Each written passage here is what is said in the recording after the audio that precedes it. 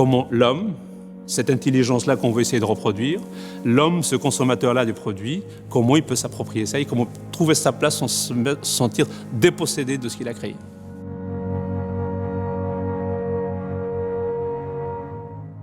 Je suis Farouk Yalaoui, professeur des universités à l'Université de technologie de Troyes, directeur de l'Institut Services Industrie du Futur de Troyes et anciennement directeur du laboratoire d'optimisation des systèmes industriels de l'Université de technologie de Troyes, toujours, et aussi titulaire de la chaire Connected Innovation de la Fondation de l'UTT.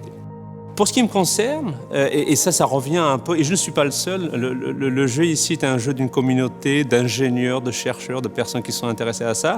En associant le parcours de formation que nous avons eu tous, dans des universités, au sein des universités, d'écoles d'ingénieurs, les outils qu'on nous a appris, qu'on nous a transmis sur de l'intelligence artificielle, les modèles mathématiques, les modèles informatiques, nous a amené à nous dire si on a accès, si on a cette capacité-là d'avoir accès à la donnée, aussi l'accès facile à la donnée, mais accès facile à beaucoup de données, il serait peut-être possible d'en en faire le meilleur usage. Et l'acte fort dans notre communauté, pour ce qui me concerne, qui a déclenché pour moi cette envie de se dire il y a des choses à faire, c'est toujours 2015, un événement assez important, organisé par la Fédération internationale de l'automatisme et du contrôle à Ottawa, au Canada. Très très belle présentation faite par un collègue allemand qui expliquait que nous sommes, pas à l'aube, mais nous sommes vraiment au début d'une mutation de mode de consommation, mode de production. Je me suis dit, oui, c'est ce qu'il faut faire, il faut y aller.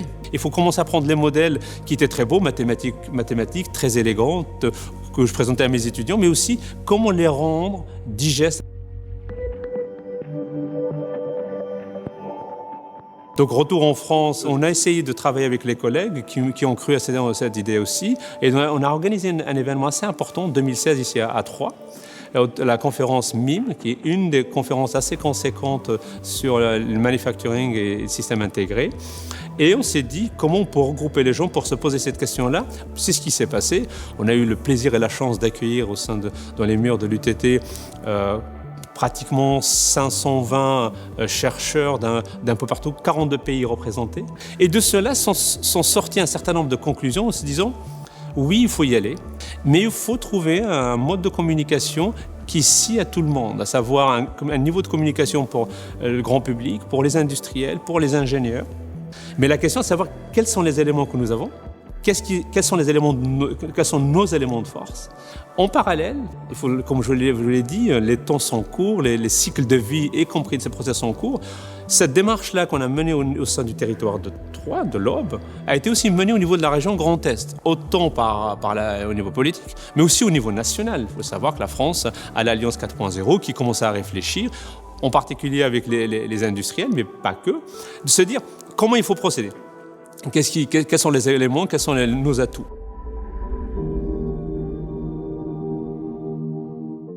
On a essayé de faire un diagnostic, mettre en place une cartographie. Et on a essayé de créer un institut de services industrie du futur, pas que sur l'UTT, même si elle a été lancée par l'Université de technologie de Troyes, mais de l'ouvrir à tous les acteurs autour de cette entité-là.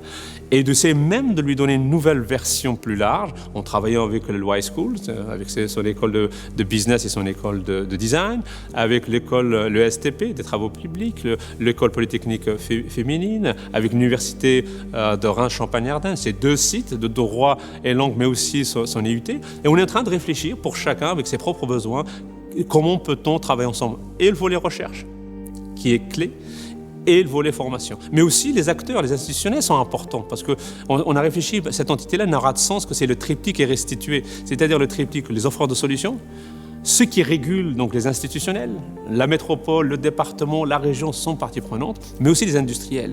L'industriel qui est le maillon final, pré-final, le penultimate, comme disent les Anglais, de la consommation finale. Il faut savoir, c'est lui qui va créer la valeur ajoutée, c'est lui qui va valoriser ce travail-là.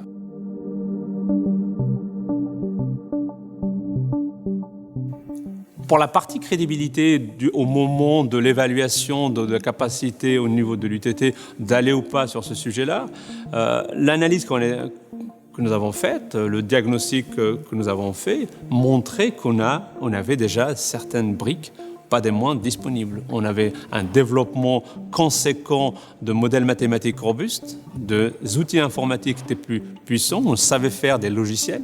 On savait faire des logiciels très très bons, qui avaient garantie de performance. L'UTT avait une reconnaissance sur la sécurité des données, la sécurité des systèmes d'information. On a accompagné de grands groupes type Microsoft sur la cybersécurité par exemple. Donc ces briques-là étaient là et qui nous ont permis de nous dire oui, il faut y aller. Oui, nous avons la compétence. Notre exemple aussi, j'ai tendance à le dire, quand on fait Google Maps, quand on cherche un parcours, c'est d'algorithmes d'ordonnancement. On a un éminent professeur ici au niveau de l'UTT qui a développé ça, l'ancien directeur de laboratoire Christian Prince, qui a développé des algorithmes très puissants basés sur de l'algorithme génétique, c'est une imitation du comportement humain et qui marche très très bien. L'association, la chance d'une présence d'une idée, une volonté, une vision permet aussi d'aller très très vite sur ça et de développer des solutions assez pertinentes.